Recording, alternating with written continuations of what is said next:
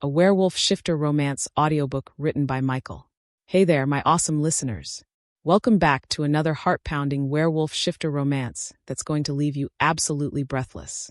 I'm so excited to share this story with you today. It's all about fate, fire, and a bond that refuses to be denied. Imagine this.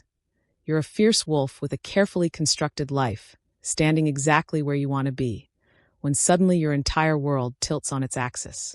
One look, one scent, one impossible, undeniable connection that could destroy everything you've built. What do you do when your fated mate is the one person you can never, ever be with? Let's find out together. Chapter 1.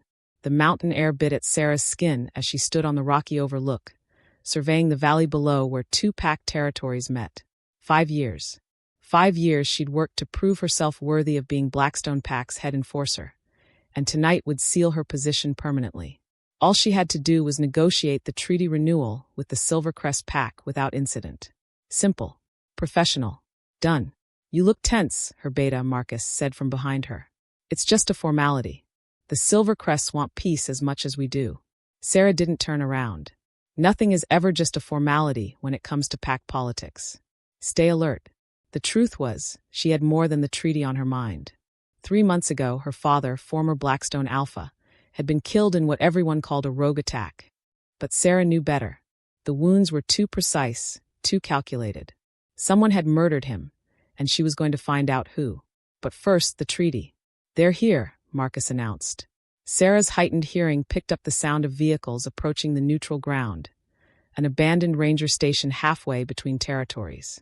She rolled her shoulders, forcing her muscles to relax, and headed down the slope. The Silvercrest delegation was already emerging from their SUVs when she arrived. Sera counted 4 wolves, all male, all radiating the casual confidence of a pack that hadn't seen real conflict in decades. Soft, she thought. Comfortable. Blackstone, the lead wolf called out, extending his hand. I'm Nathan, Silvercrest's beta. Our alpha sends his regards, but couldn't make it tonight. Family emergency. Sera shook his hand firmly. Understandable. Let's make this quick, Anne. The words died in her throat. A 5th vehicle pulled up, a sleek black truck that looked like it cost more than her entire year's salary. The door opened, and a man stepped out, and Sera's world exploded into sensation. Pine and thunder. That was the first thing that hit her. His scent, rolling over her like a physical force. Her wolf, usually so controlled, surged forward inside her mind, clawing desperate, screaming one word over and over, mate. Mate. Mate. No. The man's head snapped toward her, silver eyes widening. Even from 30 feet away, she saw the moment recognition hit him. His entire body went rigid, nostrils flaring as he caught her scent. Wild jasmine and winter rain. She knew he was drowning in it the same way she was drowning in him. Alpha Kade, Nathan said, confusion evident in his voice. I thought you weren't. Changed my mind. The man's voice was gravel and honey, and it slid down Sera's spine like a caress. His eyes never left hers. Seemed important. Alpha. Of course he was an alpha. And not just any alpha. Kade Silvercrest, the wolf who'd taken control of his pack 2 years ago through a challenge match that had left his predecessor hospitalized for weeks. Ruthless. Powerful. Everything Sera had trained herself to never submit to. And her fated mate. Shall we begin? Kade said, moving toward the ranger station. As he passed Sera, the pull was magnetic, undeniable. Every instinct screamed at her to reach out, to touch, to claim. Her skin felt too tight, her heartbeat thunderous in her ears. She forced herself to stay still, but she couldn't stop her wolf from whimpering. Inside the ranger station, someone had set up a table with the treaty documents. Sera sat on one side, Kade on the other, with their respective pack members flanking them. The space between them crackled with tension. The terms are straightforward, Nathan began, clearly oblivious to the supernatural storm brewing across the table. Continued peace, mutual defense in case of rogue attacks, and we need to add a clause about hunting rights in the northern timber, Kade interrupted, his eyes still locked on Sera. The elk migration patterns have changed. Sera blinked, forcing her brain to work. That land has been Blackstone territory for 3 generations. And it's been overhunted for 2. Kade leaned forward, and Sera's breath caught as his scent intensified. Share it, or watch the herds disappear entirely. Your choice. Her wolf wanted to roll over, to appease, to do anything to please their mate. Sera wanted to throw the table at him. "We'll share," she ground out. "Alternate weeks. Alternate days. Weeks or no deal." Something flickered in Kade's silver eyes. Approval? Amusement? Fine. Weeks. The negotiation continued, each point a small battle, each concession like pulling teeth. But underneath it all, the bond hummed and pulsed, growing stronger with every passing minute. Sera's hands trembled as she signed the treaty documents. When Kade's fingers brushed hers as he took the pen, electricity shot up her arm and she gasped. His jaw clenched. "We need to talk. Alone." "No. Sera. That's Enforcer Blackstone to you, Alpha Silvercrest." She stood abruptly, shoving her chair back. "The treaty is signed. We're done here." She was halfway to the door when his hand caught her wrist. The contact was like being struck by lightning. Pleasure and pain and need all rolled into one overwhelming sensation. Her wolf howled in triumph. "You feel it too," Kade said softly, his thumb stroking the inside of her wrist where her pulse hammered. "Don't run from this." Sera jerked away, her skin burning where he'd touched her. "I'm not running. I'm choosing. And I choose nothing." She saw the hurt flash across his face before his expression hardened into something cold and implacable. "You can't reject a mate bond. Watch me." Outside, Marcus was waiting by their vehicle, concern etched on his features. "Sera, what happened in there? Your scent, you smell like." "Drive," she commanded, climbing into the passenger seat. "Now." As they pulled away, she looked back once. Kade stood in the doorway of the ranger station, a dark silhouette against the light, watching her leave. Even from this distance, she felt the bond stretching between them like a rubber band pulled taut. It would snap eventually. It had to, because Sera had spent 5 years clawing her way to the top of Blackstone's hierarchy as a female wolf in a male-dominated world. She'd earned her position through blood and sweat and absolute control. And the one thing she could never, ever do was submit to an alpha, especially not one from a rival pack. Fated mates were supposed to be a blessing. This felt like a curse. Back at Blackstone territory, Sera went straight to her cabin, ignoring the curious looks from pack members. Her second-in-command, Leah, was waiting on the porch. "Well," Leah asked, "how did it go?" "Treaties signed." Sera brushed past her friend, unlocking the door.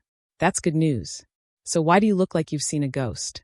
Sera poured herself 3 fingers of whiskey and downed it in one burn. "I met my mate." Leah's eyes went wide. "That's amazing." "Who?" "Kade Silvercrest." Silence fell like a hammer. "Oh," Leah said finally. "Oh, Sera." "Yeah." Sera poured another drink. "The alpha of our neighboring pack. The one man I can never be with without giving up everything I've built here. You don't know that." "Maybe. I do know that." Sera slammed the glass down. "You think Blackstone Pack will accept me as head enforcer if I'm mated to a rival alpha? They'll say I'm compromised. A security risk. They'll strip my position before the bond is even fully formed. And if you reject the bond, then I live with the pain forever. And so does he." Sera closed her eyes, already feeling the phantom ache starting in her chest. "But at least I keep my life, my position, my purpose." Leah moved closer, placing a hand on Sera's shoulder. "You can't just ignore a fated mate bond. It'll tear you apart. Then I'll put myself back together." Sera opened her eyes, meeting her friend's worried gaze. "I've survived worse." But even as she said it, she knew it was a lie. Because nothing could have prepared her for the agony of walking away from Kade Silvercrest. Every cell in her body screamed to go back, to find him, to complete the bond. Her wolf whimpered and paced, restless and furious at being denied. It was going to be a very long night. And somewhere in Silvercrest territory, she knew Kade was feeling exactly the same way. Chapter 2. 3 days. Sera had made it 3 days without seeing Kade Silvercrest, and it felt like dying by inches. The mate bond was a living thing inside her chest, pulling, aching, demanding. Every morning she woke up drenched in sweat, her wolf clawing at her insides, desperate to run towards Silvercrest territory. Every night she lay awake, feeling the phantom warmth of Kade's hand on her wrist, remembering the way his silver eyes had darkened when she'd walked away. "You look like hell," Marcus said as they ran the morning patrol route along Blackstone's eastern border. "Thanks for the compliment." Sera pushed herself harder, her paws hitting the forest floor in a punishing rhythm. Running in wolf form usually brought clarity. Today it just made the bond pull stronger, because the eastern border was closest to Silvercrest land. Closest to him. They shifted back at the patrol station, dressing quickly in the clothes they'd stashed. Marcus handed her a water bottle, his expression troubled. The pack's talking, Sera. They can smell the bond on you. And they know it's not completed. Let them talk. Alpha Reese wants to see you. This afternoon. Sera's stomach dropped. Reese Blackstone had taken over as Alpha after her father's death. Her cousin, and one of the few wolves who'd supported her rise to head enforcer. But even his support had limits. Fine. Tell him I'll be there at 3. She spent the morning drilling the younger enforcers, working her body until her muscles screamed. Physical pain was easier to deal with than the constant ache in her chest. But no matter how hard she pushed, she couldn't outrun the bond. At 2:30, her phone buzzed. Unknown number.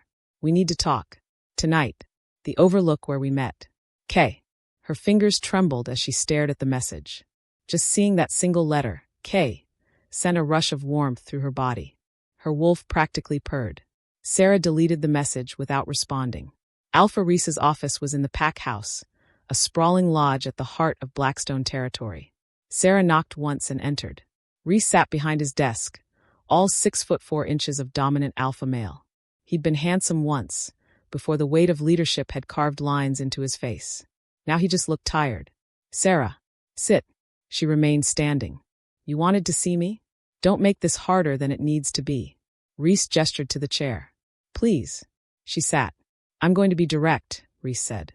You found your fated mate at the treaty negotiation, Kade Silvercrest, and you're trying to reject the bond. That's my choice to make. Is it? Reese leaned forward. You're my head enforcer, Sera. Your loyalty, your judgment, your instincts, they're all crucial to this pack's security. A rejected mate bond will compromise all of that. Accepting it would compromise me more. You think Blackstone will trust me if I'm bonded to Silvercrest's alpha? I think, Reese said carefully, that rejecting a mate bond is one of the most painful things a wolf can endure. I've seen it destroy strong wolves. I won't watch it destroy you. Sera's throat tightened. So what are you saying? I'm saying that if you want to accept the bond, I'll support you. We'll figure out the logistics. Interpack matings are rare, but they're not impossible. I'd have to give up my position. Not necessarily. Yes, necessarily. Sera stood abruptly. You know how hard I fought to get here. Every day I have to prove I'm strong enough, smart enough, ruthless enough. The second I mate with another alpha, I become Kade Silvercrest's woman instead of Sera Blackstone, head enforcer. I lose everything. Reese watched her with sad, knowing eyes. And if you reject the bond, you lose yourself. Which is worse. Sera didn't have an answer for that. She left the pack house and shifted, running blindly through the forest. Her paws carried her east, always east, until she realized with horror that she was heading straight for the border with Silvercrest territory. She skidded to a stop 10 yards from the boundary line, breathing hard, and caught his scent on the wind. Kade emerged from the trees on his side of the border, already in human form, dressed in dark jeans and a fitted black shirt that did absolutely nothing to hide the powerful body underneath. His silver eyes found hers, and even from this distance, the bond flared to life between them. You didn't respond to my message, he said. Sera shifted, grateful she'd worn clothes that could stretch with the transformation. I thought my silence was answer enough. Your silence is torture. Kade moved closer to the border, stopping just short of crossing into her territory. Do you have any idea what this feels like? It's like someone slowly tearing out my heart. Then reject the bond. End both our suffering. I can't. His voice was raw. I've tried. Every minute of every day. I tell myself to let you go. But my wolf won't listen. He wants you. Only you. Sera wrapped her arms around herself, trying to hold steady against the wave of longing that crashed over her. This isn't fair. No, it's not. Kade took another step closer. But it's real. And we can figure this out if you just talk to me. Talk about what? How I'd have to leave my pack. Give up my position. Become some alpha's mate who everyone sees as weak. Weak. Kade's eyes flashed. Sera, you're the strongest wolf I've ever met. Nothing about you is weak. You don't understand. Then make me understand. His shout echoed through the trees. Stop running and make me understand. The words burst out of her before she could stop them. My mother was an alpha's mate. My father's mate. And you know what happened to her? She disappeared into his shadow. Every decision she made was questioned. Every opinion was dismissed as what her mate thinks. She wasn't a person anymore. She was just an extension of him. And when he died, she had nothing left. No identity, no purpose, no self. She lasted 6 months before the grief killed her. Kade's expression softened. Sera, I will not become that. I've worked too hard, sacrificed too much. So yes, this bond is torture. Yes, it feels like dying. But at least I'll die as myself, not as someone's shadow. She turned to leave, but Kade's voice stopped her. What if I gave up my position?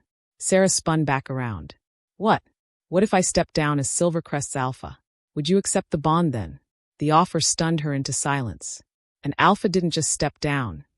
It went against every instinct, every hierarchy, everything their world was built on. You can't. I can.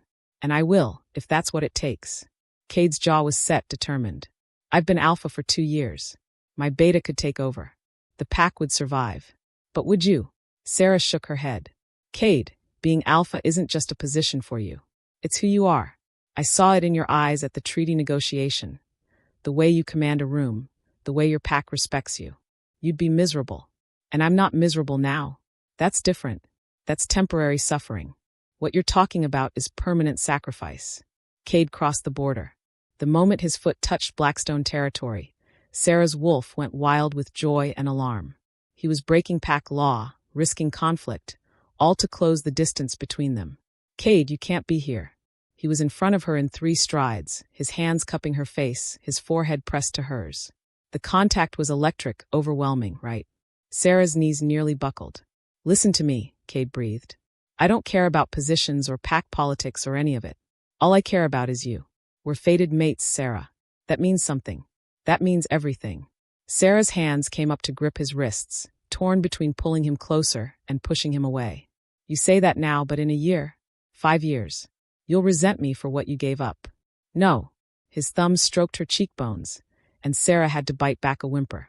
I'll resent fate for making this so hard, but I'll never resent you. For one perfect moment, Sera let herself imagine it. Accepting the bond, completing it, waking up every morning wrapped in Kade's arms, his scent surrounding her, the constant ache finally soothed. It would be so easy to just give in, to let herself have this one thing. But easy wasn't the same as right. I need time, she whispered. Please, Kade. I need time to think. His eyes searched hers, and she saw the moment he accepted her answer. He stepped back, his hands falling away, and the loss of contact was physically painful. 1 week, he said. I'll give you 1 week. But Sera, we're going to have to face this eventually. The bond won't just go away. I know. He started back toward the border, then paused. For what it's worth, I think you're wrong about the shadow thing. You're too bright to ever disappear. Even standing next to the sun, you'd still shine. Then he was gone, vanishing into the Silvercrest forest. Sera stood there for a long time, her fingers touching her face where his hands had been, wondering how she was supposed to survive 6 more days when 3 had nearly killed her. Her phone buzzed again. This time it was Leah. Emergency. Rogue sighting near the western border. Multiple wolves. Get back here now. Sera's blood ran cold. Rogues were rare. Wolves who'd been exiled from their packs or had chosen to leave. They were unpredictable, dangerous, and often traveling in groups meant they were planning something. She shifted and ran, pushing her exhausted body back toward the pack house. But even as she focused on the immediate threat, part of her mind stayed on Kade. 1 week. She had 1 week to make a choice that would define the rest of her life. Somehow, she didn't think it would be enough. Chapter 3. The western border was chaos. By the time Sera arrived, 6 Blackstone enforcers had already engaged with the rogues. A pack of 7 wolves, all male, all fighting with the desperate savagery of those with nothing to lose. The sounds of snarling and snapping echoed through the trees. Sera shifted mid-run and launched herself at a massive gray rogue who had Marcus pinned. Her jaws closed on the rogue's shoulder, and she wrenched him off her beta with brutal efficiency. The rogue yelped and scrambled away, disappearing into the underbrush. Fall back, Sera commanded through the mental link all pack wolves shared. Defensive positions. Don't pursue. The Blackstone wolves obeyed, forming a line at the border. The rogues regrouped 30 yards away, pacing and growling, but not attacking. Sera counted them. Still 7. Nobody had been killed then. That was suspicious. Real rogue attacks were savage, uncontrolled. This felt almost coordinated. A larger rogue stepped forward, a black wolf with scars crisscrossing his muzzle. He shifted to human form, unconcerned with his nakedness. A clear power move. "Blackstone Pack," he called out. "We're not here to fight. You're attacking our border," Sera growled, still in wolf form. "That's fighting. That was a test. To see how quickly you'd respond." The scarred rogue smiled, showing too many teeth. "We have a message for your Alpha. Tell him the Forgotten are watching. And we remember what was taken from us." The Forgotten. Sera's blood ran cold. She'd heard stories. Wolves exiled years ago for crimes against the pack. Her father had been the one to cast them out. "My father's dead," Sera said, shifting to face him properly. "Whatever grudge you have, it died with him." "Did it?" The rogue's eyes glittered with malice. "We know about you, Sera Blackstone, daughter of the Alpha who destroyed our lives, and now head enforcer of the pack we once called home. You were exiled for good reason. We were exiled because we questioned your father's decisions, because we saw the corruption festering at the heart of Blackstone Pack." He took a step closer, and Sera's wolves tensed. "But you don't know the truth, do you? About what really happened the night he died?" Sera's heart hammered. "What are you talking about? Your father wasn't killed by rogues. He was executed. By someone in your own pack. Someone who wanted him silenced before he could reveal secrets that would tear Blackstone apart." "You're lying." "Am I?" The rogue tilted his head. "Ask yourself why a warrior as skilled as your father would be caught off guard. Ask yourself why the wounds were made by weapons, not claws. Ask yourself who benefits from his death.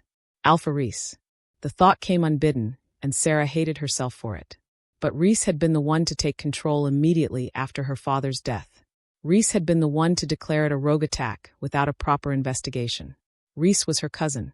"Family. Get off our land," Sera snarled. "Now, or I'll give the order to attack." The rogue laughed. "We're going. But we'll be back. And when we are, you'll want answers. We can provide them." He shifted, and the rogues melted back into the forest, their scents fading quickly. Marcus came to stand beside Sera, blood dripping from a wound on his shoulder. "What the hell was that about?" "I don't know. But we need to increase patrols on all borders. Double shifts until further notice." "Sera." "Do it, Marcus." Back at the pack house, Sera found Leah waiting with a first aid kit. While her friend cleaned and bandaged the minor wounds from the fight, Sera's mind raced. Could the rogues be telling the truth? Had her father been murdered by someone in Blackstone Pack? "You're thinking too loud," Leah said, pressing a butterfly bandage to a cut on Sera's arm. "What did those rogues say to you?" Sera told her everything. Leah's face paled. "That's insane. Reese would never. Wouldn't he?" Sera pulled away, pacing. "Think about it. My father was old school, traditional. He would never have named Reese as his successor. He was grooming me to take over as Alpha. You can't be Alpha. You're female." "Exactly. And my father was planning to challenge that tradition. He told me so a week before he died. He said it was time for Blackstone to evolve, to accept that strength isn't determined by gender." Sera's voice shook. "What if someone killed him to prevent that? Even if that's true, it doesn't have to be Reese. It could be anyone who opposed the idea of a female Alpha." That was true. The list of suspects was long. Sera's phone buzzed. "Kade, I heard about the rogue attack. Are you okay?" Her throat tightened. The bond let him sense her distress even from miles away. "I'm fine. How did you hear about it?" "News travels fast between packs. Were any of your wolves hurt?" "Minor injuries. Nothing serious." "Good.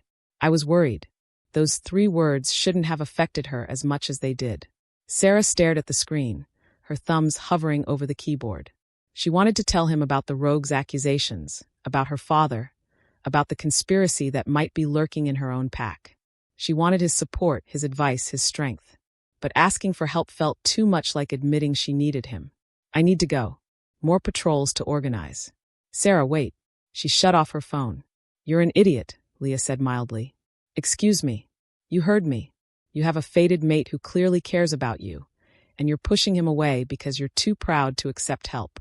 This isn't about pride." "Yes, it is." Leah stood, arms crossed. "You've spent so long proving you don't need anyone that you've forgotten it's okay to want someone. Kade isn't trying to control you or diminish you. He's trying to love you. There's a difference." "Love." Sera laughed bitterly. "We barely know each other. The mate bond doesn't need time. It just needs acceptance. Before Sera could respond, Marcus burst through the door. We've got a problem.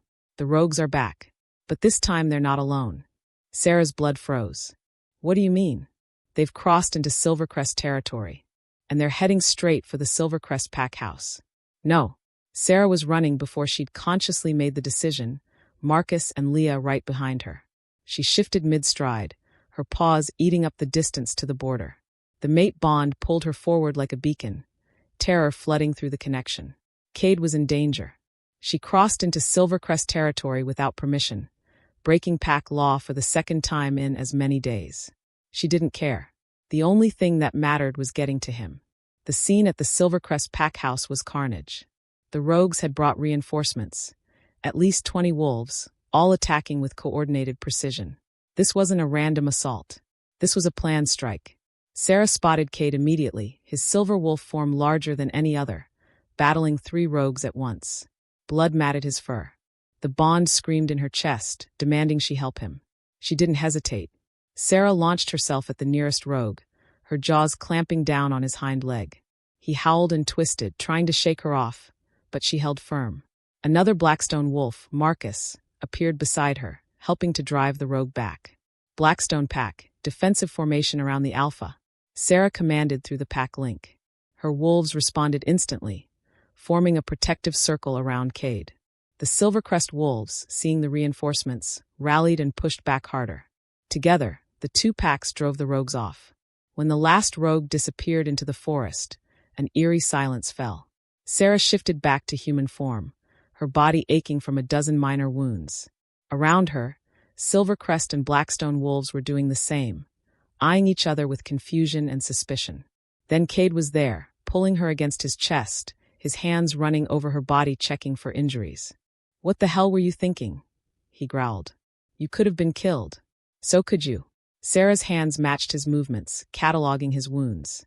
"You're hurt. We need to get you to a healer." "I'm fine. You're the one who crossed into hostile territory during an active fight." "Hostile?" Sera pulled back to glare at him.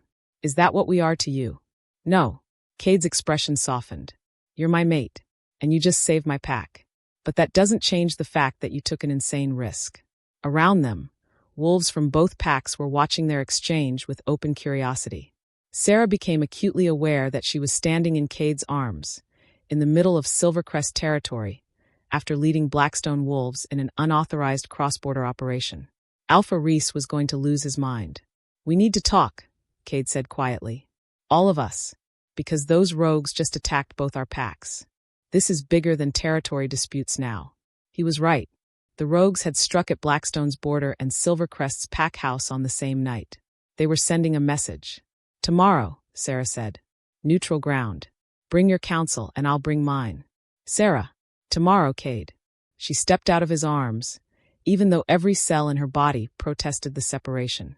"Right now, I need to get my wolves home before this turns into a bigger incident."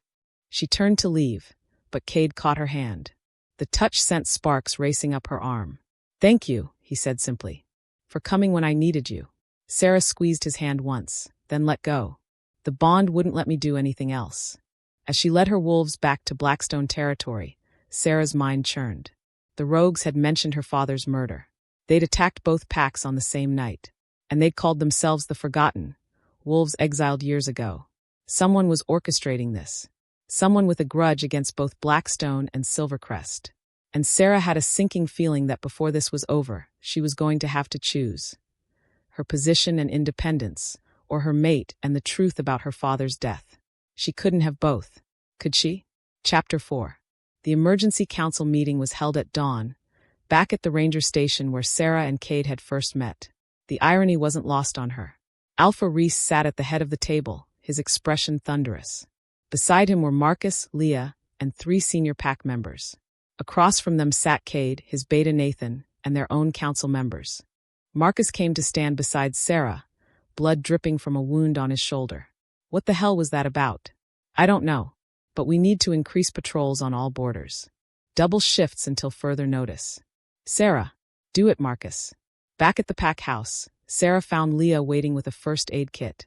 While her friend cleaned and bandaged the minor wounds from the fight, Sera's mind raced. Could the rogues be telling the truth?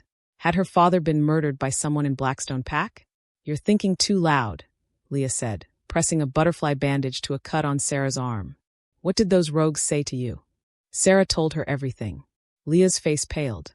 That's insane. Rhys would never. Wouldn't he? Sera pulled away, pacing. Think about it. My father was old school, traditional.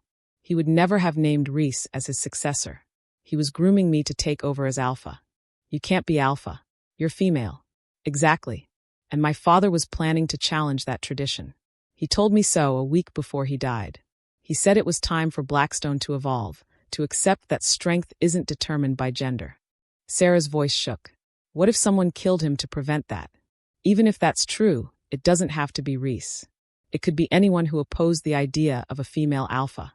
That was true. The list of suspects was long. Sera's phone buzzed. Kade, I heard about the rogue attack. Are you okay? Her throat tightened. The bond let him sense her distress even from miles away. I'm fine. How did you hear about it? News travels fast between packs. Were any of your wolves hurt? Minor injuries.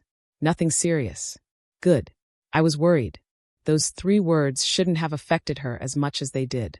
Sera stared at the screen, her thumbs hovering over the keyboard. She wanted to tell him about the rogue's accusations, about her father, about the conspiracy that might be lurking in her own pack. She wanted his support, his advice, his strength. But asking for help felt too much like admitting she needed him. I need to go. More patrols to organize. Sera, wait. She shut off her phone. You're an idiot, Leah said mildly. Excuse me. You heard me. You have a fated mate who clearly cares about you, and you're pushing him away because you're too proud to accept help. This isn't about pride. Yes, it is. Leah stood, arms crossed. You've spent so long proving you don't need anyone that you've forgotten it's okay to want someone. Kade isn't trying to control you or diminish you. He's trying to love you. There's a difference. Love. Sera laughed bitterly. We barely know each other. The mate bond doesn't need time. It just needs acceptance. Before Sera could respond, Marcus burst through the door. We've got a problem. The rogues are back. But this time they're not alone. Sera's blood froze. What do you mean? They've crossed into Silvercrest territory, and they're heading straight for the Silvercrest pack house. No. Sera was running before she'd consciously made the decision, Marcus and Leah right behind her. She shifted mid-stride, her paws eating up the distance to the border. The mate bond pulled her forward like a beacon, terror flooding through the connection. Kade was in danger. She crossed into Silvercrest territory without permission, breaking pack law for the second time in as many days. She didn't care. The only thing that mattered was getting to him. The scene at the Silvercrest pack house was carnage. The rogues had brought reinforcements, at least 20 wolves, all attacking with coordinated precision. This wasn't a random assault. This was a planned strike. Sera spotted Kade immediately, his silver wolf form larger than any other, battling 3 rogues at once. Blood matted his fur. The bond screamed in her chest, demanding she help him. She didn't hesitate. Sera launched herself at the nearest rogue, her jaws clamping down on his hind leg. He howled and twisted, trying to shake her off, but she held firm. Another Blackstone wolf, Marcus, appeared beside her, helping to drive the rogue back. Blackstone pack, defensive formation around the Alpha. Sera commanded through the pack link. Her wolves responded instantly, forming a protective circle around Kade. The Silvercrest wolves, seeing the reinforcements, rallied and pushed back harder. Together, the 2 packs drove the rogues off. When the last rogue disappeared into the forest, an eerie silence fell. Sera shifted back to human form, her body aching from a dozen minor wounds. Around her, Silvercrest and Blackstone wolves were doing the same, eyeing each other with confusion and suspicion. Then Kade was there, pulling her against his chest, his hands running over her body checking for injuries. What the hell were you thinking? He growled. You could have been killed. So could you. Sera's hands matched his movements, cataloging his wounds. You're hurt. We need to get you to a healer. I'm fine. You're the one who crossed into hostile territory during an active fight. Hostile? Sera pulled back to glare at him. Is that what we are to you? No. Kade's expression softened. You're my mate, and you just saved my pack. But that doesn't change the fact that you took an insane risk. Around them, wolves from both packs were watching their exchange with open curiosity. Sera became acutely aware that she was standing in Kade's arms, in the middle of Silvercrest territory, after leading Blackstone wolves in an unauthorized cross-border operation. Alpha Reese was going to lose his mind. "We need to talk," Kade said quietly. "All of us. Because those rogues just attacked both our packs. This is bigger than territory disputes now." He was right. The rogues had struck at Blackstone's border and Silvercrest's pack house on the same night. They were sending a message. "Tomorrow," Sera said. "Neutral ground. Bring your counsel and I'll bring mine." "Sera, tomorrow, Kade." She stepped out of his arms, even though every cell in her body protested the separation. "Right now, I need to get my wolves home before this turns into a bigger incident." She turned to leave, but Kade caught her hand. The touch sent sparks racing up her arm. "Thank you," he said simply, "for coming when I needed you." Sera squeezed his hand once, then let go. The bond wouldn't let me do anything else. As she led her wolves back to Blackstone territory, Sera's mind churned. The rogues had mentioned her father's murder. They'd attacked both packs on the same night, and they'd called themselves the Forgotten, wolves exiled years ago. Someone was orchestrating this. Someone with a grudge against both Blackstone and Silvercrest. And Sera had a sinking feeling that before this was over, she was going to have to choose. Her position and independence, or her mate and the truth about her father's death. She couldn't have both, could she? Chapter 4. The emergency council meeting was held at dawn, back at the ranger station where Sera and Kade had first met. The irony wasn't lost on her. Alpha Reese sat at the head of the table, his expression thunderous. Beside him were Marcus, Leah, and 3 senior pack members. Across from them sat Kade, his beta Nathan, and their own council members. "You led an unauthorized incursion into Silvercrest territory," Reese said, his voice dangerously quiet. "Do you have any idea how that looks? How it undermines my authority as Alpha?" "I was protecting our ally," Sera said calmly, though her wolf bristled at the reprimand. "The treaty states mutual defense. The rogues attacked both our packs. After attacking us first. This could have been a trap. You could have gotten our wolves killed. But I didn't. That's not the point." "Enough." Kade's voice cut through the argument. "Enforcer Blackstone's actions saved Silvercrest's lives. I won't have her punished for that." Reese's eyes narrowed. "With all due respect, Alpha Silvercrest, Blackstone discipline is not your concern. It is when it involves my mate." The words dropped like a bomb. Every wolf in the room went still. "You're what?" Reese turned to Sera, betrayal flashing across his face. "You didn't think to mention this?" "It's new," Sera said tightly. "And complicated. Complicated doesn't begin to cover it." One of the Blackstone Council members, a grizzled wolf named Drake, leaned forward. "A fated mate bond between our head enforcer and Silvercrest's Alpha? That's a massive security risk." "Or a strategic advantage," Nathan countered. "An alliance bound by more than just paper. An alliance where Blackstone's head enforcer is compromised by mate bond loyalty to our Alpha," Drake shot back. "Forgive me if I don't see the advantage." The argument erupted, voices overlapping as wolves from both packs debated, accused and defended. Sera felt the walls closing in, every fear she'd had about accepting the bond manifesting in real time. Then Kade stood, and the force of his Alpha command filled the room. "Sit down." Every wolf obeyed instantly, even Reese. The power radiating from Kade was immense, undeniable. This was what a true Alpha looked like. "We can argue about mate bonds and loyalty later," Kade said. "Right now we have a bigger problem. 20+ rogues, organized and coordinated, attacking both our packs. They're not random attacks. Someone is directing them. The Forgotten," Sera added. "That's what their leader called themselves. Wolves exiled from Blackstone years ago." Reese's face went pale. "That's impossible. The Forgotten were scattered. We made sure they couldn't regroup." "Apparently you didn't make sure enough," Drake muttered. "What did they want?" Nathan asked.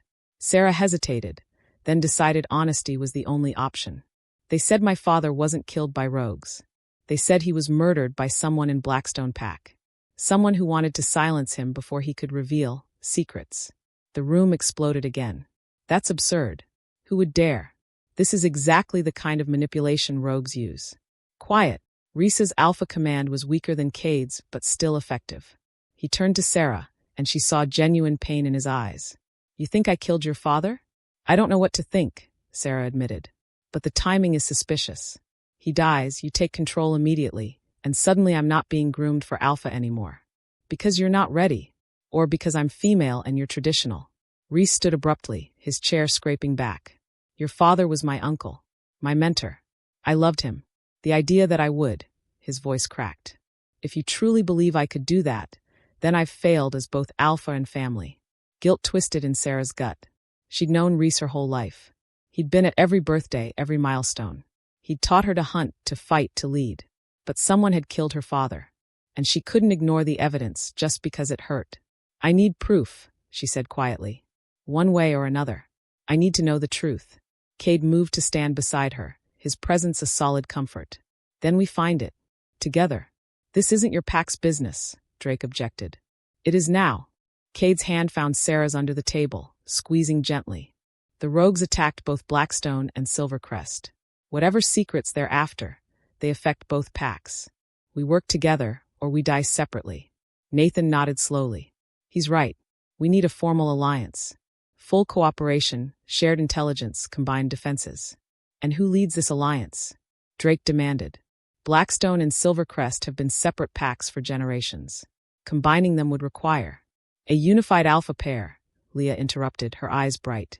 A mated alpha couple could rule both packs jointly. It's rare, but there's precedent. Sera's heart stopped. She looked at Kade and saw the same realization dawning on his face. No, she said. Absolutely not. It makes sense, Leah pressed. You're already fated mates.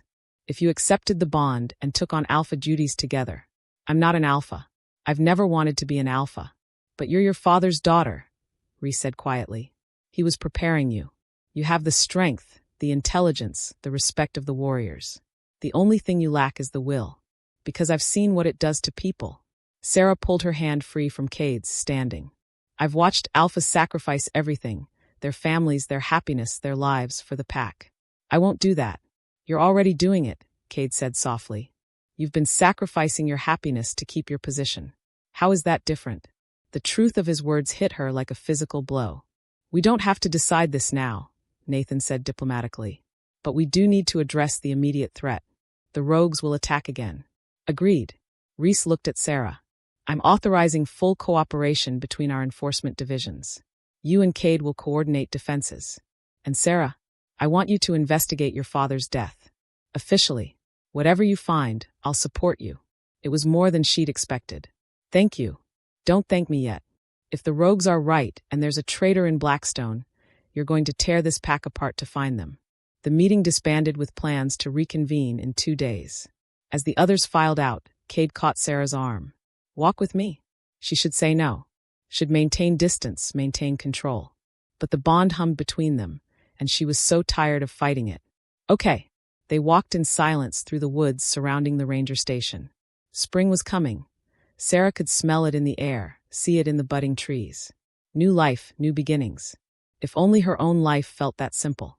I meant what I said, Kade said eventually. About being my mate. About working together. Kade, just listen. Please.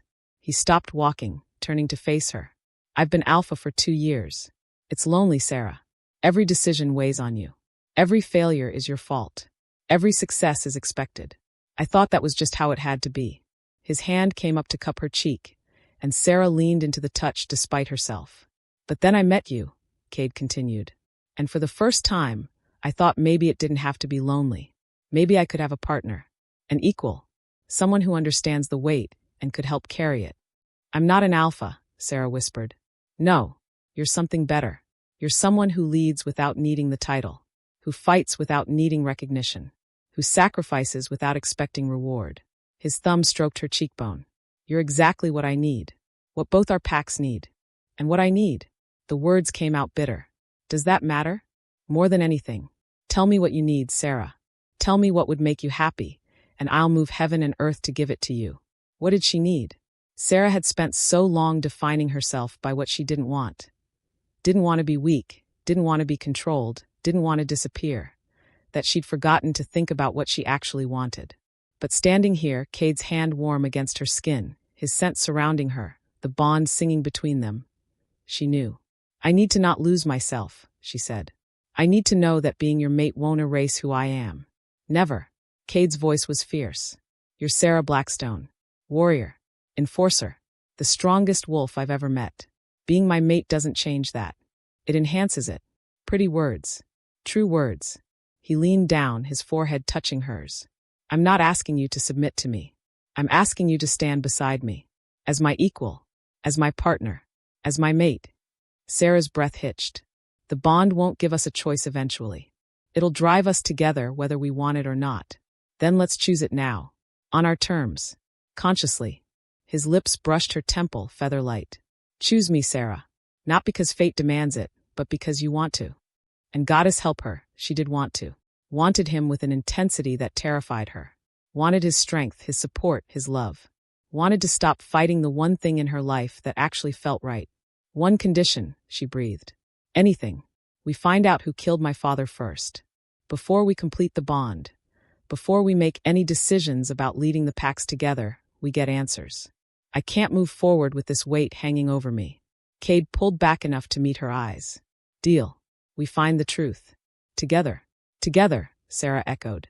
And then, because she was tired of denying herself, she closed the distance and kissed him. The bond exploded between them like fireworks. Every nerve ending lit up, pleasure cascading through her body in waves. Kade's arms banded around her waist, pulling her flush against him, and Sera melted into his embrace. His lips were firm and demanding, his tongue sliding against hers, and she kissed him back with all the pent-up hunger of 5 days of denial. When they finally broke apart, both breathing hard, Kade rested his forehead against hers. I've been waiting for that since the moment I first caught your scent, he murmured. It was worth the wait, Sera admitted.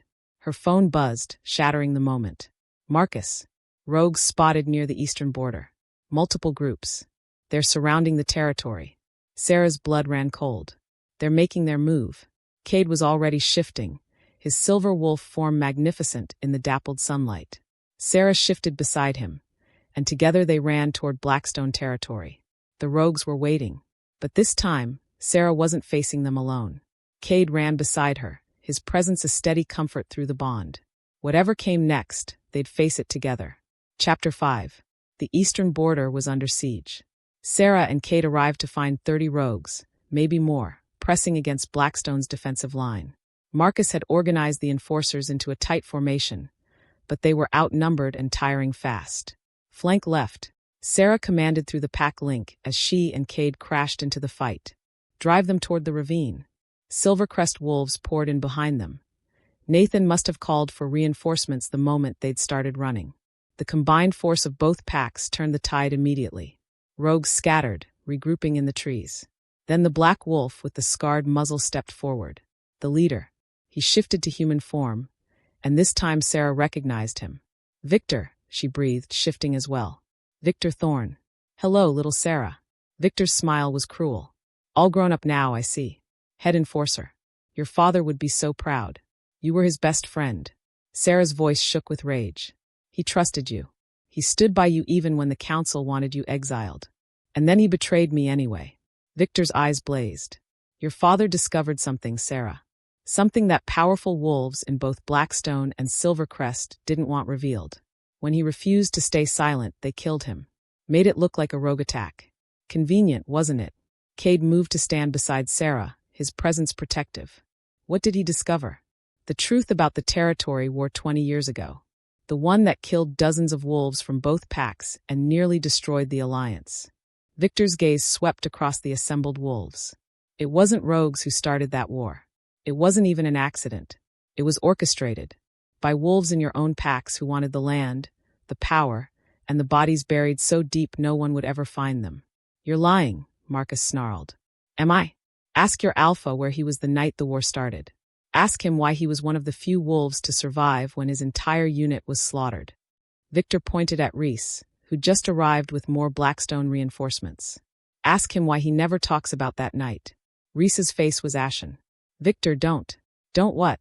Don't tell them how you and 3 other wolves, 2 from Blackstone, 2 from Silvercrest, staged an attack on your own people to justify seizing contested territory? Don't tell them how you murdered your own pack mates and blamed it on rogues. The assembled wolves erupted into chaos. Accusations flew, denials shouted, old wounds torn open. Sera felt like the ground was crumbling beneath her feet. Reese, Tell me it's not true.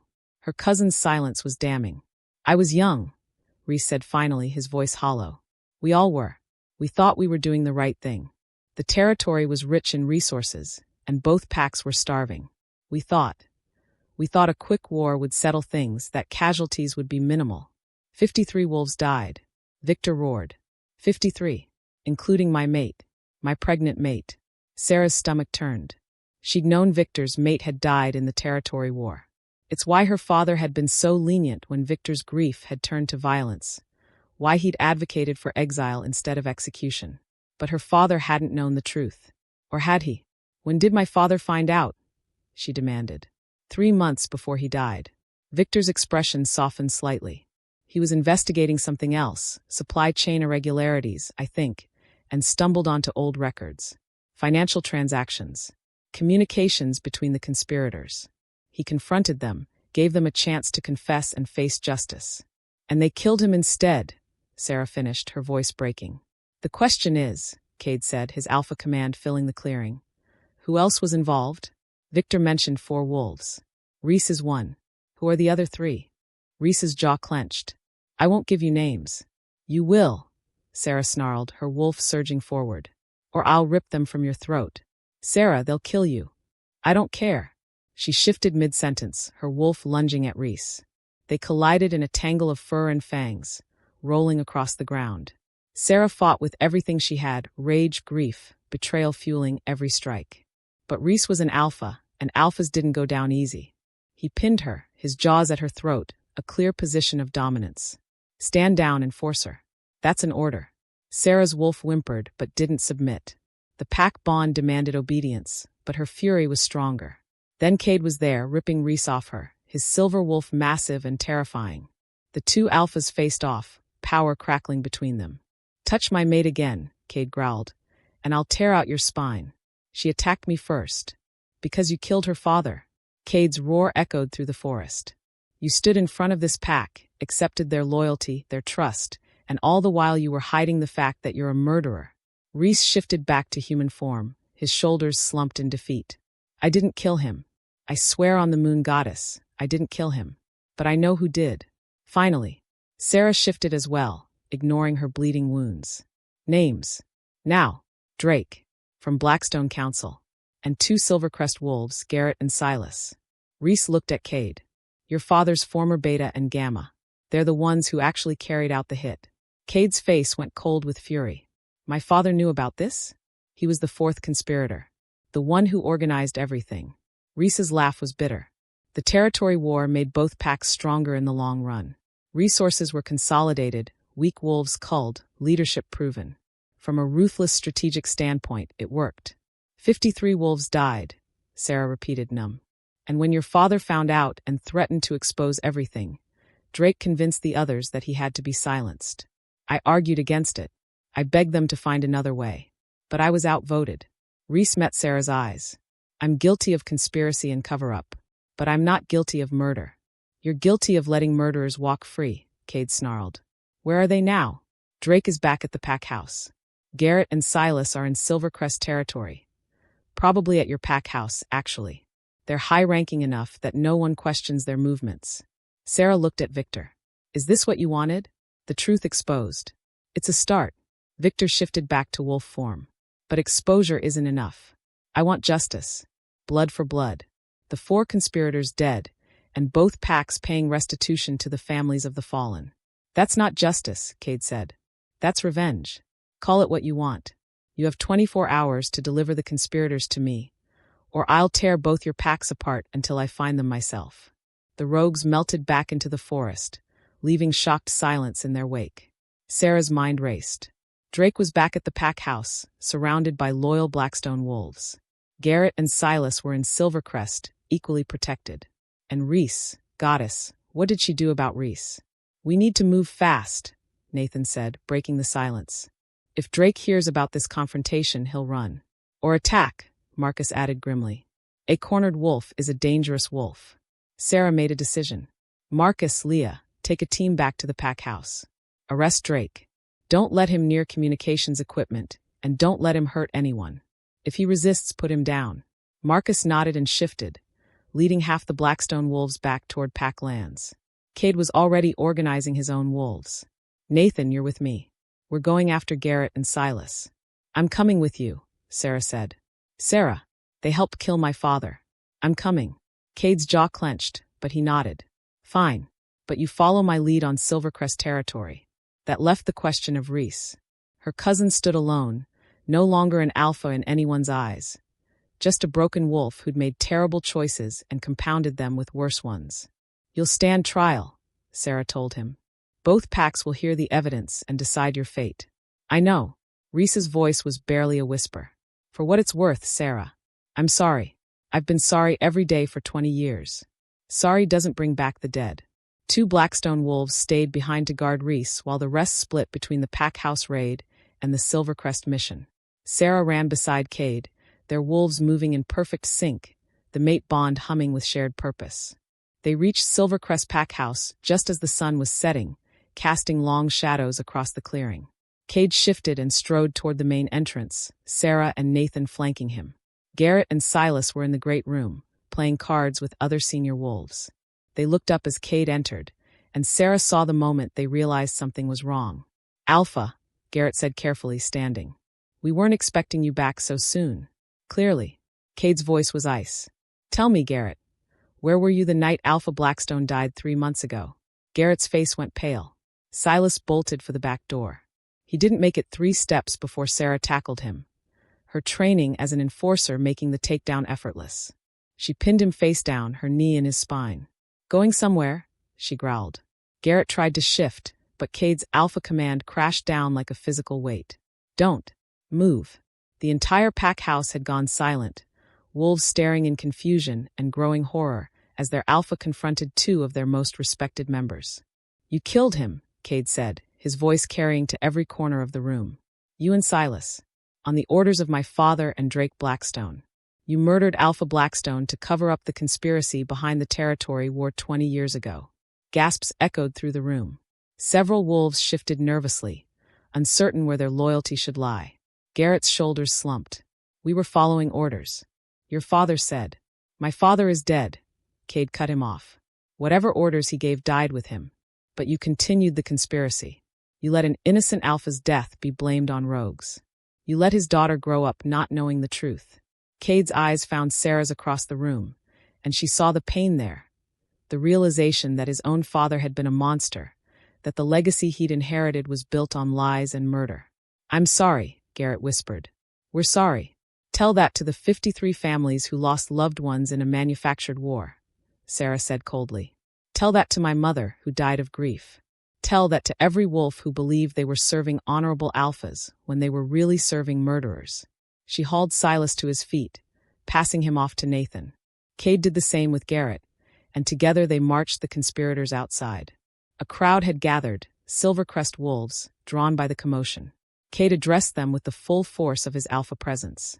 20 years ago, 4 wolves, including my father, orchestrated a false flag attack that killed 53 pack members and started a war over territory.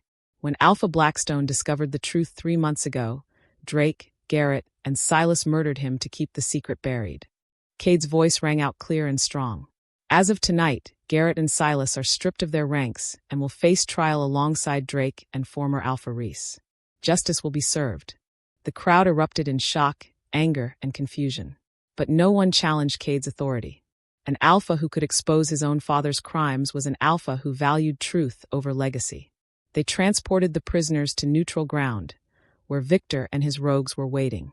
Marcus had successfully captured Drake, though not without a fight. 3 Blackstone wolves were injured, and Drake himself was barely conscious. All 4 conspirators now stood before the assembled packs, their crimes laid bare. Victor shifted to human form. You've delivered them. Good. Now step aside. No, Sera said firmly. This isn't your justice to dispense, Victor. You were wronged, and you deserve answers. But wholesale slaughter isn't the answer. They killed my mate, and killing them won't bring her back. Sera moved forward, her voice softening. I understand your pain. I lost my father to these wolves too. But if we let revenge dictate justice, we're no better than they are. What do you propose? Victor's voice was dangerous. A slap on the wrist? Exile. A trial. Fair, public, with wolves from both packs serving as judges. Let the evidence speak. Let the families of the fallen have their say. And then let justice, real justice, be served. Victor stared at her for a long moment. Then slowly he nodded. 1 week. You have 1 week to hold this trial and deliver a verdict. If I'm not satisfied, the rogues attack both packs, and we take our own justice. It wasn't perfect, but it was better than immediate execution. As the rogues withdrew and the prisoners were secured, Sera finally let herself feel the weight of everything that had happened. Her father's killers were caught. The conspiracy exposed. But the cost? Kade's arms came around her from behind, and she leaned back into his warmth. You did it, he murmured against her hair. You got justice for your father. It doesn't feel like justice yet. It feels like everything's broken. Then we'll rebuild. Together. Kade turned her in his arms, his silver eyes intense. Both packs need new leadership. Leadership they can trust. Leadership that's transparent, honest, and strong. Sera knew where he was going with this. Kade, accept the bond, Sera. Fully. Completely. Become my mate, my partner, my co-alpha. Help me rebuild both packs into something better than they were. I'm not ready. Yes, you are. You've been ready your whole life. You just needed a reason to step up. His hands cupped her face. Be that reason. Not for me, not for the packs, but for yourself. Claim the power that's always been yours. Sera looked around at the assembled wolves, Blackstone and Silvercrest, watching her with hope and uncertainty. She thought about her father, who'd wanted her to be Alpha. About her mother, who'd disappeared into someone else's shadow. About the leader she could be if she just stopped being afraid. One condition, she said. Kade smiled. Always conditions with you. We rebuild the packs as one. No more Blackstone and Silvercrest. One unified pack, with one alpha pair leading together as equals. That's ambitious. That's necessary. This conspiracy happened because our packs were divided, competing, vulnerable to wolves who put personal gain above pack welfare. Unity makes us stronger.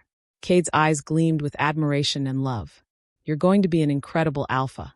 We're going to be incredible alphas, Sera corrected. Together. And then she kissed him, sealing the promise with touch and taste, and the mate bond blazing to life between them like wildfire. Chapter 6. The trial took 3 days. Representatives from both packs gathered at a specially constructed amphitheater on neutral ground. Families of the fallen testified. Evidence was presented. Financial records, communications, witness statements from wolves who'd suspected the truth but been too afraid to speak. Drake, Garrett, and Silas maintained their guilt throughout, offering no defense beyond following orders. Reese was different. He testified honestly about his role in the conspiracy, his failure to prevent the murder, his cowardice in covering it up. He asked for no mercy, just understanding that he'd been young and stupid and had spent 20 years trying to atone. The judges, 6 wolves, 3 from each pack, deliberated for 12 hours. Their verdict, Drake, Garrett, and Silas would be executed for murder. Reese would be exiled for conspiracy and cover-up, stripped of his alpha status, but allowed to live. Victor accepted the judgment. Blood for blood, he said simply. And the coward lives with his shame. It's more than fair. The executions were carried out at dawn, swift and clean. Sera watched, her father's memory a constant ache in her chest. It didn't bring him back, but it closed a wound that had been festering for 3 months. Afterward, she and Kade called for a full pack assembly. Every Blackstone and Silvercrest wolf who could attend. Hundreds gathered in the clearing, their scents mingling, boundaries blurring. For 20 years, our packs have lived side by side but separate, Kade began, his alpha command ensuring every wolf could hear him clearly. That separation made us vulnerable. It allowed corruption to flourish. It cost 53 lives. Today we propose something different, Sera continued, stepping forward to stand beside Kade. One unified pack. Blackstone and Silvercrest joining to become Moonstone Pack, named for the Luna goddess who watches over all wolves. Murmurs rippled through the crowd. Some excited, some skeptical, some outright hostile. This is insane, an older Blackstone wolf called out. We've been separate packs for generations. And look where that got us, Leah countered, stepping forward to support Sera. Dead alphas. Murdered pack mates. Conspiracies and lies. Maybe it's time for something new. And who would lead this unified pack? A Silvercrest wolf demanded. Your alpha or ours? Both, Kade said firmly. Sera and I are fated mates. We'll rule as alpha pair, equal partners in leadership. That caused an even bigger stir. A female alpha, someone scoffed. You've met Sera, right? Nathan said dryly. Pretty sure she could take any wolf here in a fair fight. Gender doesn't determine strength. It's not traditional. Traditions change, Sera interrupted. They have to, or they become chains. My father understood that. He was preparing to make me alpha before he was murdered. Not because I'm his daughter, but because I earned it. She let her alpha presence unfurl. Something she'd kept tightly controlled her entire life, afraid of being seen as threatening or ambitious. But now she let it shine, dominant and powerful and undeniable. Several wolves in the crowd lowered their heads instinctively, recognizing true alpha energy. Holy shit, Marcus breathed. You've been hiding that? I had to, Sera said simply. But I'm done hiding. Kade took her hand, and their combined alpha presence washed over the assembled wolves like a wave. Together, they were formidable. Together, they were undeniable. We're not asking permission, Kade said. We're offering a choice. Join us in building something better. A pack based on truth, unity, and strength. Or leave and find your own path. We won't force anyone to stay. Silence fell across the clearing. Then Leah stepped forward and dropped to one knee, her head bowed in submission. I pledge loyalty to Alpha Sera and Alpha Kade of Moonstone Pack. Marcus joined her. Then Nathan.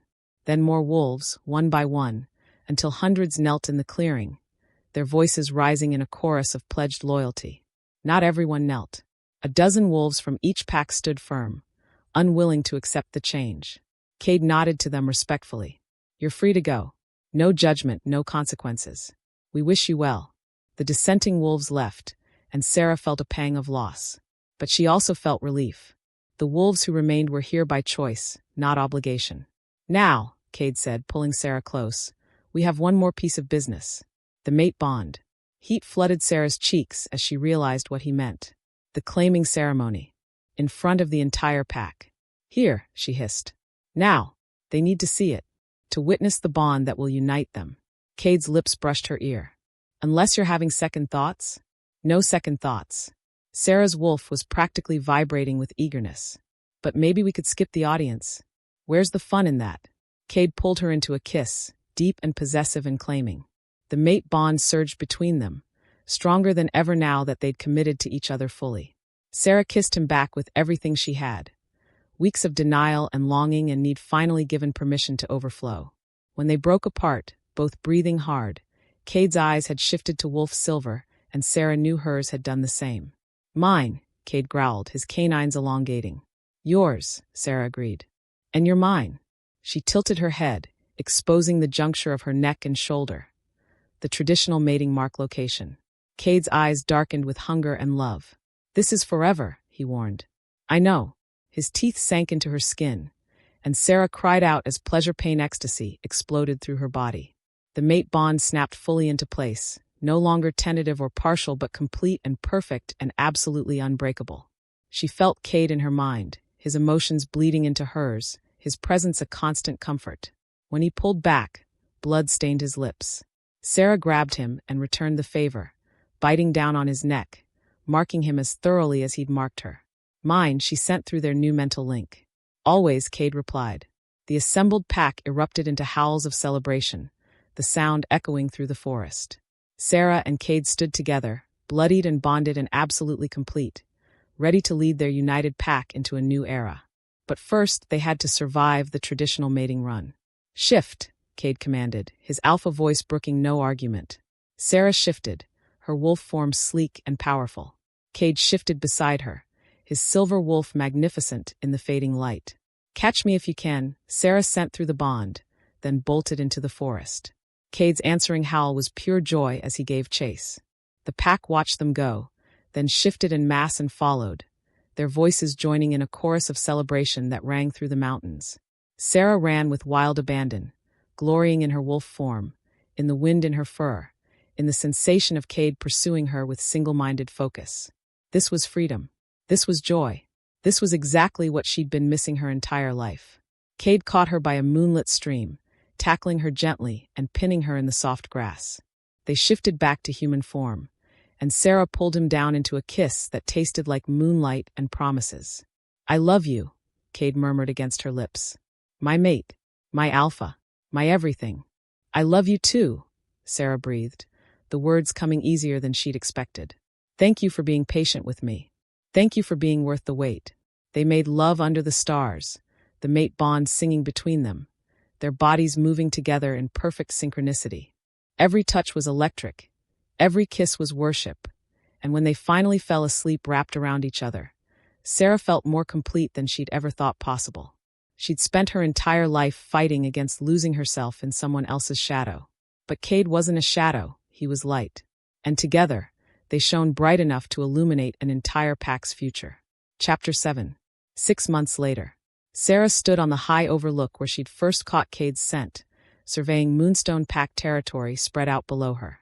The autumn air was crisp, carrying the sense of hundreds of wolves living, working, and thriving in the unified pack. It hadn't been easy.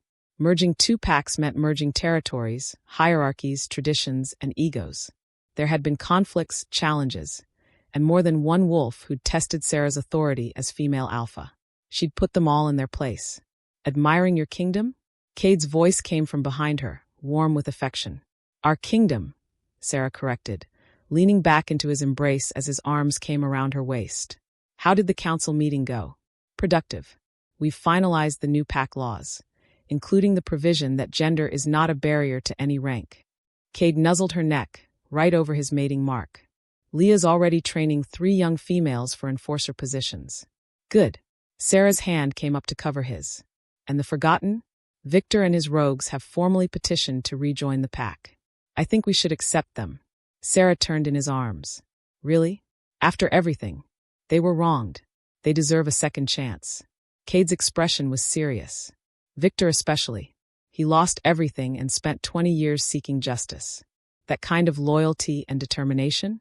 That's exactly what Moonstone Pack needs. Sera considered this. Victor had kept his word. After the trial, he'd withdrawn his rogues and left them alone. But she knew he was watching, waiting to see if the new alphas would truly be different from the old ones. On probation, she decided. 6 months to prove they can integrate peacefully. I'll send the offer. Kade kissed her forehead. You're a good alpha, you know that? We're good alphas, Sera corrected again. I couldn't do this without you. Funny, I was just thinking the same thing about you. They stood together in comfortable silence, watching the sun set over their territory. Pack members moved below, patrolling boundaries, training younger wolves, building new structures to accommodate their expanded numbers. Sera's phone buzzed. Marcus. Alpha, we have visitors at the southern border. They're asking for sanctuary. How many? 12. All female. They say they're fleeing an abusive alpha who doesn't allow women to hold ranks. Sera and Kade exchanged glances. One of the first laws they'd passed as alphas of Moonstone Pack was an open sanctuary policy for wolves fleeing dangerous situations. Grant them entry. Full protection protocols. We'll be there in 10 minutes. They shifted and ran, their wolves moving in perfect sync after months of mating bond connection. The 12 females were waiting at the border, thin and scared but standing tall despite everything. The moment Sera shifted back to human form, their eyes widened. You're female, one of them breathed. You're the alpha? A real alpha. Co-alpha, Sera corrected as Kade shifted beside her. This is my mate and partner, Alpha Kade. Welcome to Moonstone Pack. You're safe here. The relief on their faces was palpable. One by one, they dropped to their knees in submission. Not to Kade, but to Sera. Thank you, their leader said, tears streaming down her face. We've been running for weeks. Every pack we approached turned us away because we're female, because we want to be more than mates and mothers. But we heard rumors of a pack led by a female alpha, and we hoped. Hope was right, Sera interrupted gently. Here, gender doesn't determine worth. Strength does. Loyalty does. Heart does. She helped the woman to her feet. Come, we'll get you food, shelter, and a chance to prove yourselves. What happens after that is up to you. As they led the refugees into Moonstone territory, Kade's pride and love flooded through the mate bond. This is why you were meant to be alpha, he sent. Not despite being female, but because of it. You understand what it's like to fight for recognition. You'll never let anyone else feel that way. We'll never let anyone feel that way, Sera corrected, bumping her shoulder against his. Partners, remember? Always. That night, After the refugees were settled and fed, Sera and Kade retired to their den, a spacious cabin at the heart of Moonstone territory that blended elements from both the old Blackstone and Silvercrest pack houses. Sera collapsed onto their bed with a grateful sigh. Leadership is exhausting. Leadership is rewarding, Kade countered, stretching out beside her. We helped 12 wolves find freedom today. That's worth a little exhaustion. I suppose. Sera rolled onto her side, studying her mate's face in the moonlight streaming through the window. Do you ever regret it? Giving up solo alpha status to share power with me? Never. Kade's hand came up to cup her cheek. You make me better, Sera. You challenge me, support me, call me out when I'm wrong, and celebrate me when I'm right. That's what partnership is. That's what love is. I love you, Sera whispered, the words still feeling new and precious even after 6 months of saying them. I love you too. Kade pulled her close, and Sera settled against his chest, listening to the steady rhythm of his heartbeat. Thank you for taking a chance on us. On me. Thank you for not giving up when I tried to run. I told you from the beginning, you're too bright to ever disappear. Kade's lips brushed her hair. You were always meant to shine. Through their bedroom window, Sera could see the full moon rising over Moonstone Pack territory. Somewhere out there, hundreds of wolves slept safely under their protection. Wolves who believed in their leadership, their vision, their partnership. She'd spent so long afraid of losing herself in someone else's shadow. But with Kade, she'd found something better than independence. She'd found interdependence, mutual support, true partnership. And together, they'd built something beautiful. Hey, Kade murmured, half asleep. I've been thinking. Dangerous. Shut up. He pinched her side playfully. I was thinking we should start planning for the future. Building a legacy. What kind of legacy? The kind that involves miniature versions of us running around causing chaos. Sera's breath caught. You mean pups? Eventually. When you're ready. No pressure. Kade propped himself up on one elbow, his expression soft. But I can't help imagining what they'd be like. Your strength and my stubbornness. Your intelligence and my charm. Your stubbornness and my charm, you mean. Creating absolute havoc for us both. Kade grinned. What do you think? Sera thought about it. A few months ago, the idea would have terrified her. One more way to lose her identity, to be defined by someone else's needs. But now, with the mate bond solid and unshakable, with her alpha position secure, with Kade proving every single day that partnership didn't mean submission. I think, she said slowly, that Moonstone Pack could use some heirs. Preferably ones we raised to believe that strength comes in all forms, that leadership is about service, and that gender is irrelevant to worth. So that's a yes? That's a maybe someday soon. Sera pulled him down for a kiss. Ask me again in 6 months. I'll ask you every day for 6 months. I expect nothing less. They fell asleep wrapped around each other, the mate bond humming contentedly between them, the full moon blessing their union. Sera Blackstone had spent her entire life fighting to prove she was strong enough, good enough, worthy enough. But lying in Kade Silvercrest's arms, co-alpha of Moonstone Pack, surrounded by wolves who chose to follow her not despite her gender, but because of her leadership, she finally understood that she'd always been enough. She just needed someone strong enough to stand beside her, not above her. And together, they'd change the world. One wolf at a time. The end. Thank you so much for listening, my amazing listeners. I hope you loved Sera and Kade's journey as much as I loved sharing it with you. If you enjoyed this story, please give it a thumbs up, leave a comment telling me your favorite moment, and subscribe to the channel for more heart-pounding werewolf shifter romances. Remember, true strength isn't about standing alone. It's about finding someone strong enough to stand beside you. Someone who sees your worth and reflects it back until you can't help but see it yourself. Until next time, keep howling at the moon and believing in fated mates.